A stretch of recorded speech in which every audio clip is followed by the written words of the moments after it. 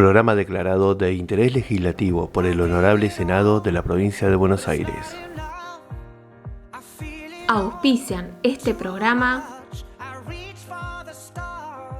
Fabricaciones Militares, Sociedad del Estado. Semillería La Chacra. Rodinia, lencería plus size. Lo Domingo, casa de té y picadas. Me vestí de reina. Peonía Energías. Artículos rurales y alambradores Los Hermanos. Las Marianitas, venta de productos Essen. Stilton Almacén. Damero Revestimientos. Hola Guido, hola Nico, ¿cómo están? Muy bienvenidos. Ellos son los responsables de hacernos pensar sobre la historia en Instagram a través de una página que es súper creativa y que desde ya recomendamos para que los profes empecemos a implementar en nuestras clases estas nuevas tecnologías. Así que muchas gracias por haber accedido a estar con nosotros en el día de hoy. Bueno, muchísimas gracias a vos, Angie, por la invitación. Hemos ya tenido algunas entrevistas pasadas, sobre todo durante la pandemia, donde nos han invitado también a este tipo de conversatorios y la verdad que nos encanta poder mostrar un poco el proyecto, ¿no? de La historia es un problema. Bueno, cuéntanos cómo empezó esto de La historia es un problema. Bueno, arranco yo si querés, Guido.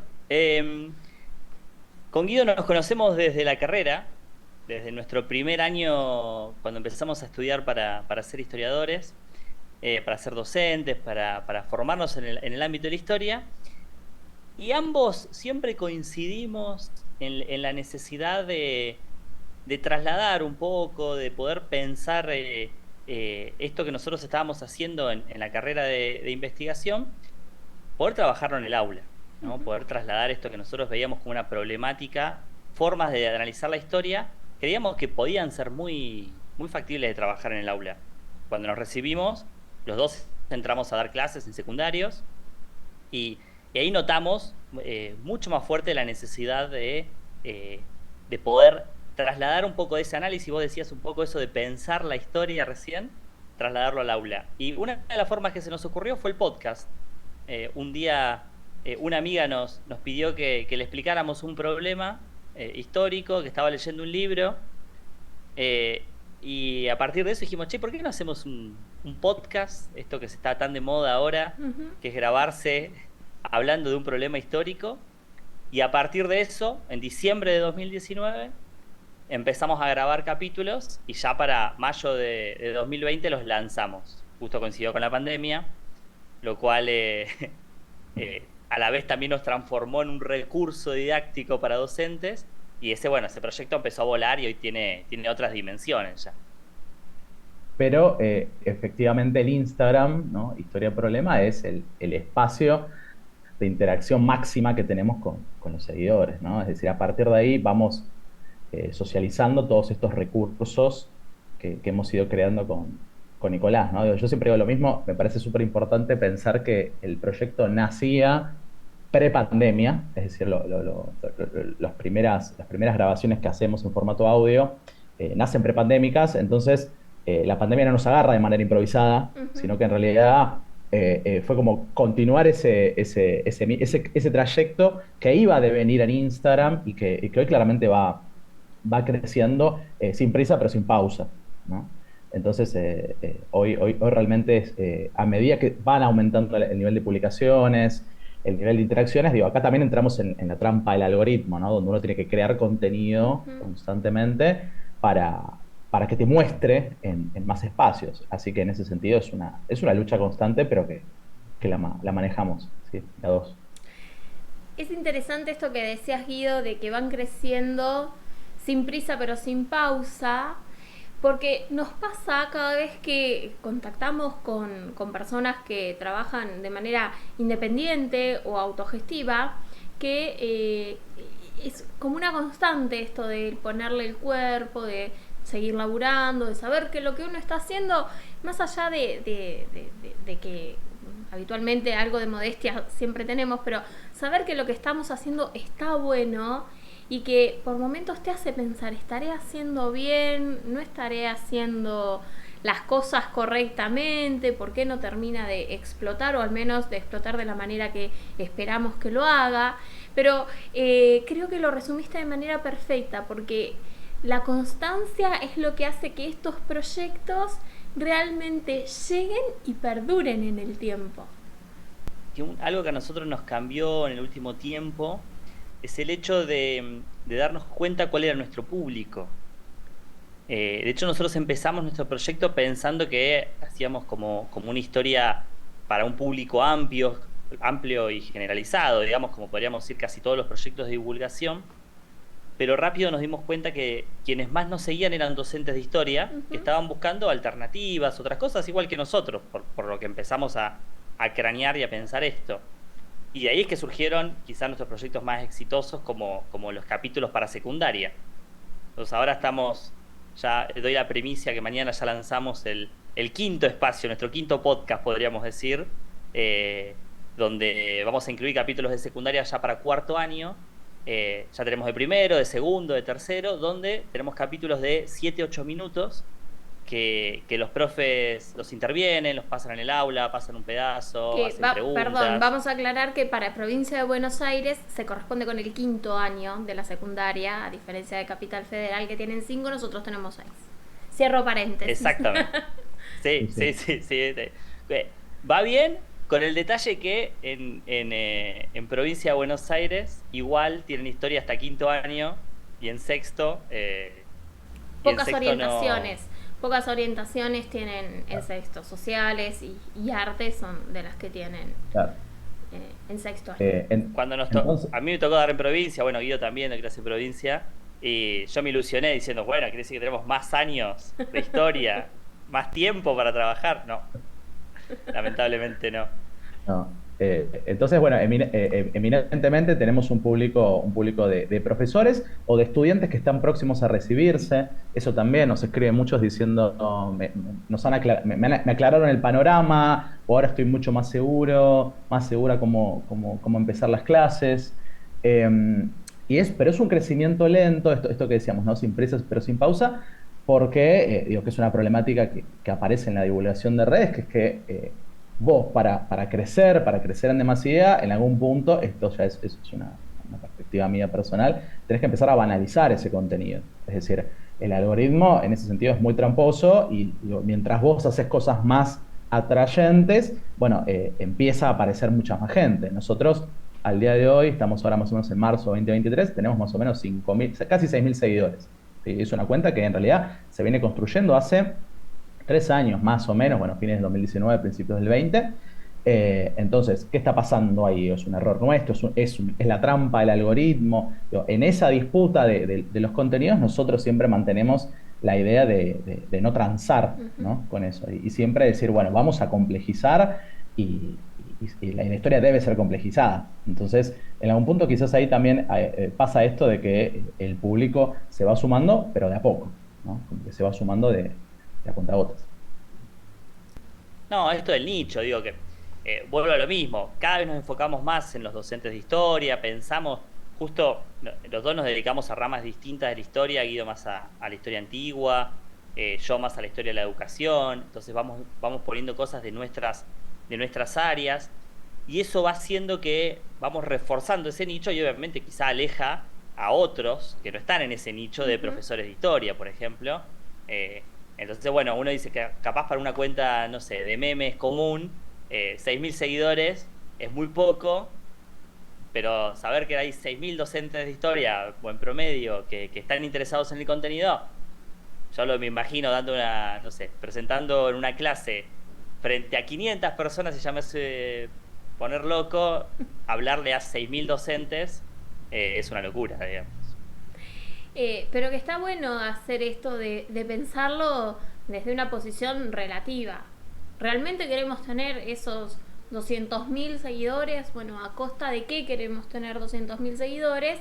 ¿O preferimos tener menos, pero seguir firmes en nuestra convicción de que lo que queremos hacer es, a través de una herramienta como puede ser un podcast o como puede ser una publicación en Instagram, generar el debate histórico, que también convengamos que en los grandes medios falta, no existe demasiado contenido que sea de análisis crítico histórico.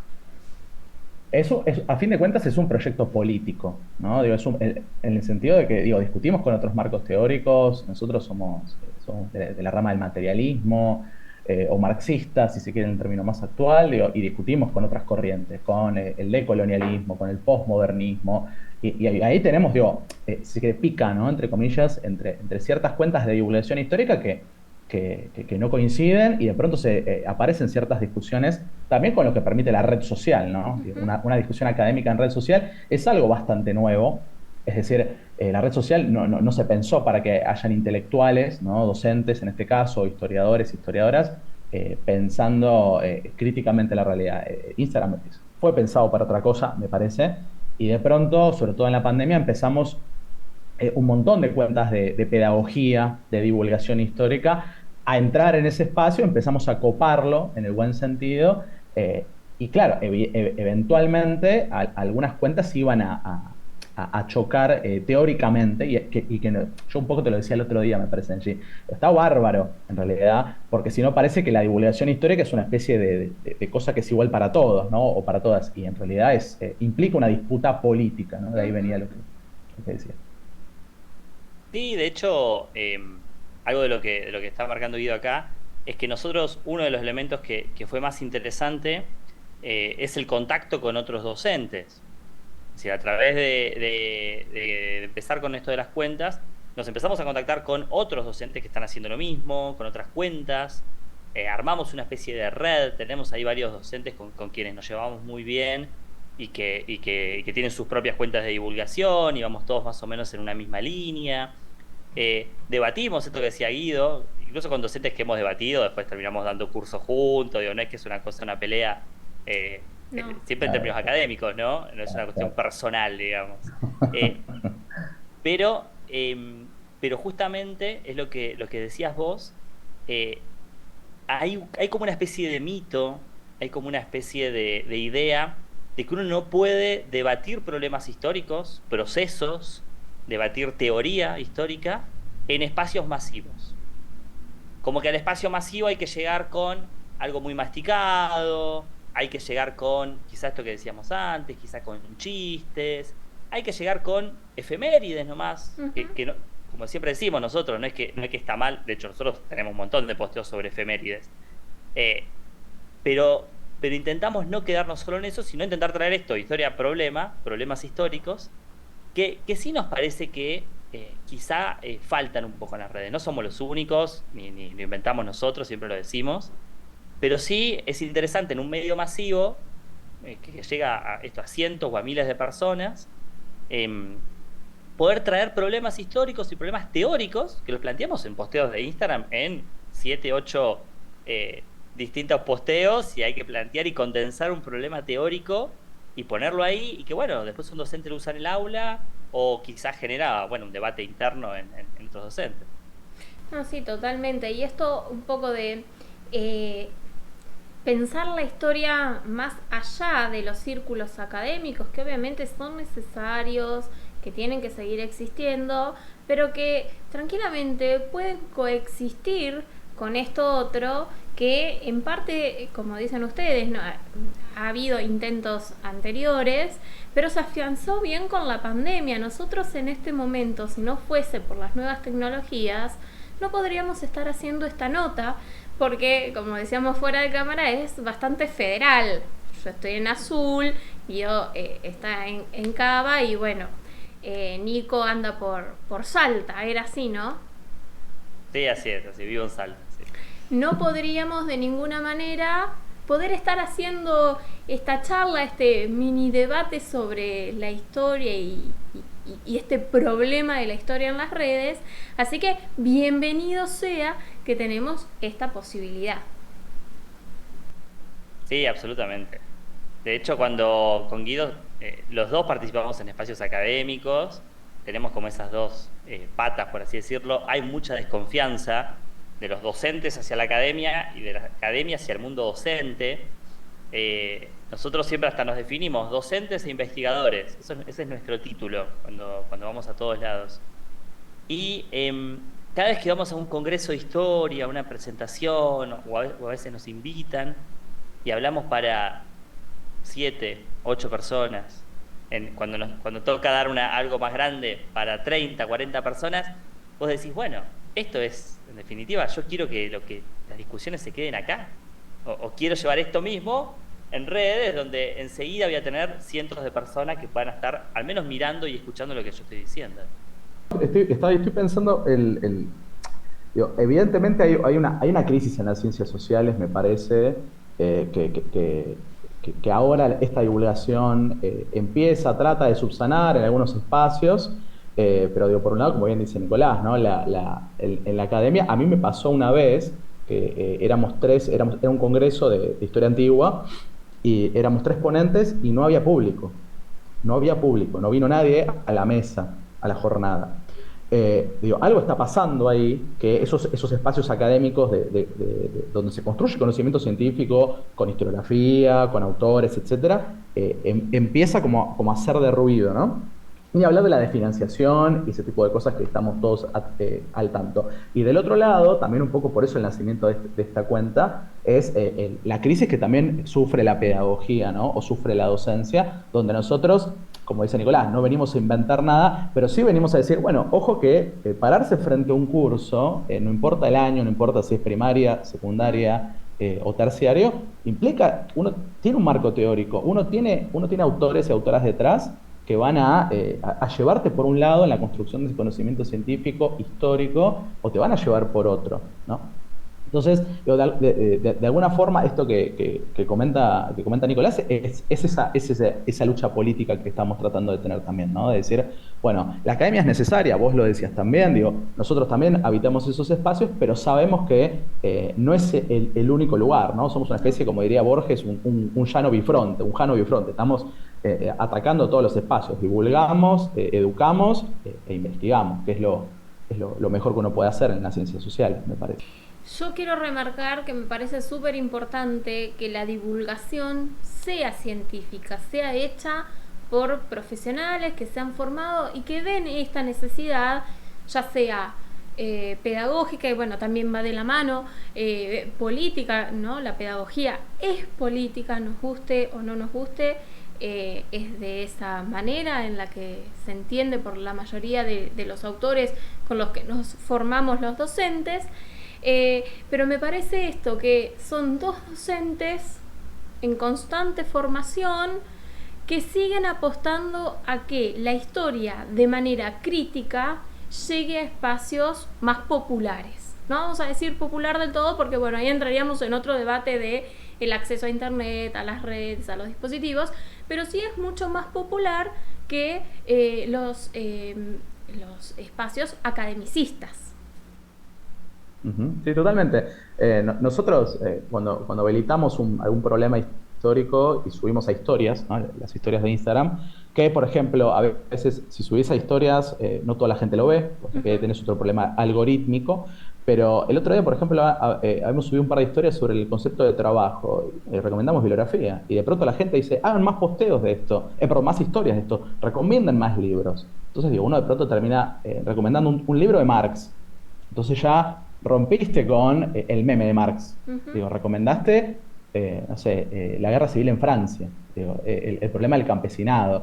Textos que están en Internet, que ya existen, ¿no? De vuelta, si hay acceso a Internet, por lo menos, son cosas que ya están. Que quizás hay que volver a incentivarlas, volver a decir, esto lo podemos leer, esto nos puede sumar en la formación. Y de vuelta, como decíamos al principio, si el público que hoy tenemos es eminentemente docente, nos piden estas cosas y nosotros habilitamos esa circulación de PDFs, ¿no? En general nosotros digitalizamos todo y tenemos carpetas de Drive donde los docentes o quien quiera accede.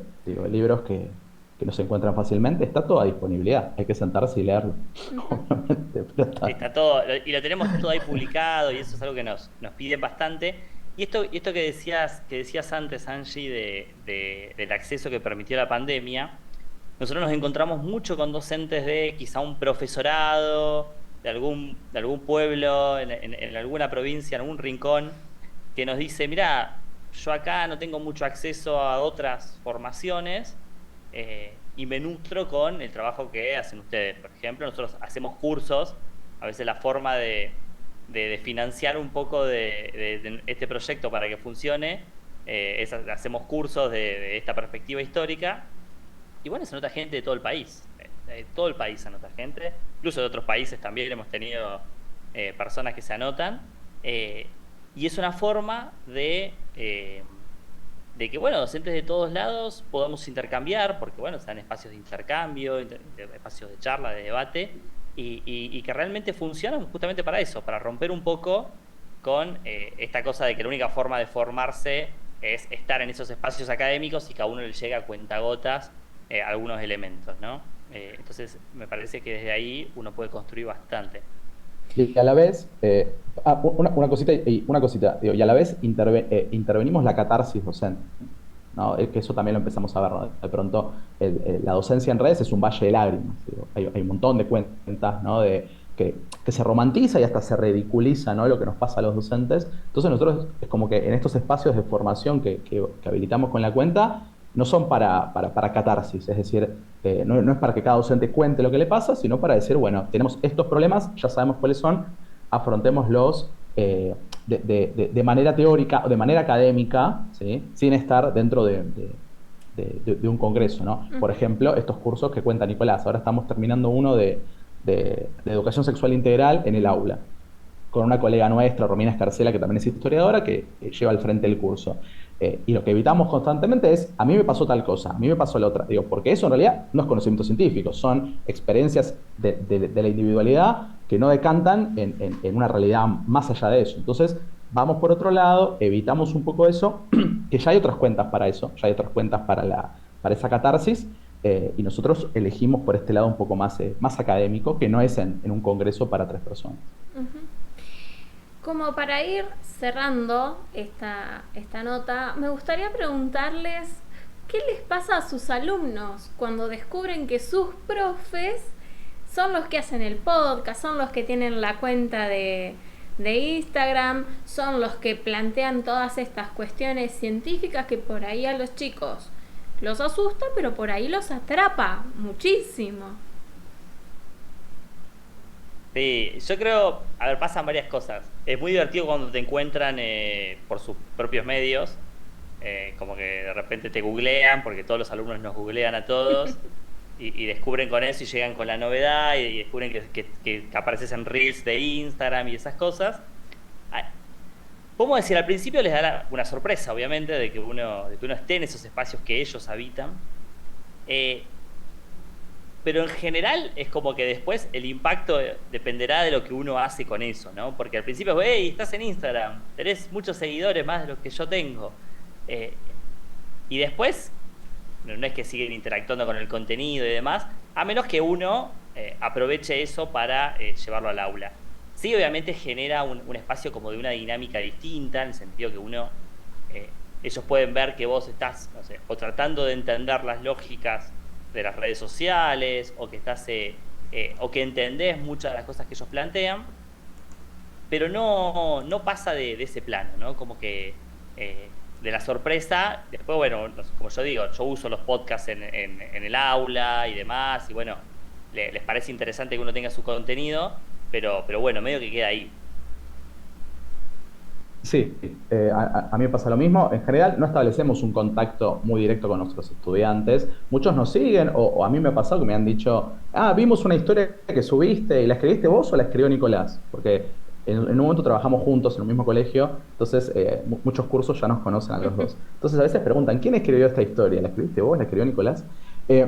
Pero en general la interacción que tenemos con estudiantes y eso es mínima, también porque el rango etario que tenemos es más 20, es más 21. Entonces, nosotros que trabajamos con escuelas secundarias, es decir, con menores de edad, no establecemos por ahí el contacto, sino que va por el aula. A lo sumo, la cuenta de Instagram es una válvula de escape, pero que no hablamos por ahí ni nada parecido. Sí, la mayoría de los seguidores son más grandes, ¿no? Esto que decía Guido, la gran mayoría son docentes, entonces está todo más arriba de 20, no hay tantos de adolescentes. También hace que nuestro contenido nos permita orientarlos, saber cuál es el dato. Entonces, bueno, no tenemos que orientar nuestro contenido a adolescentes, porque la gran mayoría de nuestros seguidores son adultos, son de nuestra edad, están en otra, digamos. Bueno, chicos, no me queda más que agradecerles por su tiempo, por haber estado en Historia de Miércoles. Un lujazo que nos damos en esta edición de mediados de marzo, contar con los chicos, con Guido Torena y Nicolás Moñi. Síganlo en sus redes, obviamente dejamos todo para que puedan escuchar sus podcasts, para seguirlos en Instagram, para ponerse a pensar un ratito y, por qué no, pasar un rato divertido en esos cursos con otras personas que también son parte de la historia desde la ciencia. Chicos, muchísimas gracias. Bueno, a vos por la invitación, por la oportunidad. Sí, gracias por la invitación y bueno, seguiremos en contacto. Espacio publicitario.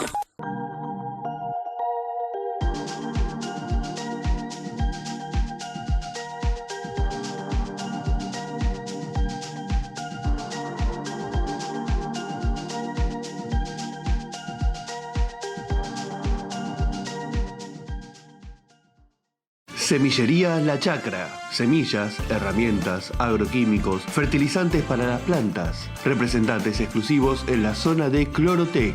El mejor producto para mantener tu pileta limpia, con el agua sana, cristalina y en perfecto estado, con el producto más confiable Clorotec. Te esperamos en Avenida Mitre 678, Azul. Rodinia Lencería Plus Size. Te ofrecemos ropa interior en todos los talles, corpiños hasta el talle 125. Conocé todos nuestros modelos ingresando a nuestras redes. Trabajamos con las reconocidas marcas Areta, Natuel, Mora, Marcela Cauri, Rosicó y Peter Pan. Podés abonar con efectivo, con todas las tarjetas y cuenta DNI. Contactanos, así coordinamos una cita a domicilio para que puedas probarte lo que vos quieras. En Azul, envío sin cargo.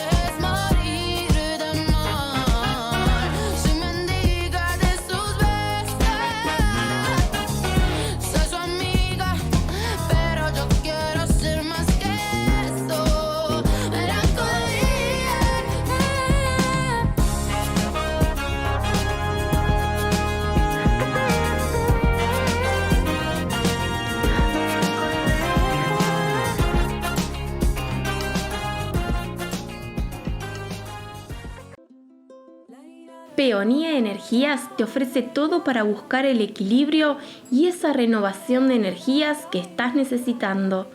Saumerios, fuentes de agua, velas, piedras energéticas. Peonía te espera en Amado Diab 393, Azul. Se va la primerita. Los Hermanos, de Frías y Fernández. Ubicado en De los Fortines y Puan, tenemos todo para el campo y alambradores. Contamos con 8 cuadrillas de alambradores brindando un excelente servicio en toda la zona. Comunicate al 2281 65 72 60. Las Marianitas, venta de productos Essen, asesoramiento y cocina con las mejores cacerolas del mundo. Mejores sabores, mínimo consumo, más saludable y mayor durabilidad. Diseño, estilo y calidad. Envíos a todo el país. Búscanos en redes como marianita. Stilton, en la esquina de Moreno y Perón. Venta y elaboración de panificados, pizzas, empanadas, viandas, ensaladas saludables, tablas de picadas y productos gourmet. envíanos un WhatsApp al 2281 66 62 62 o encontranos en redes como Stilton Almacén.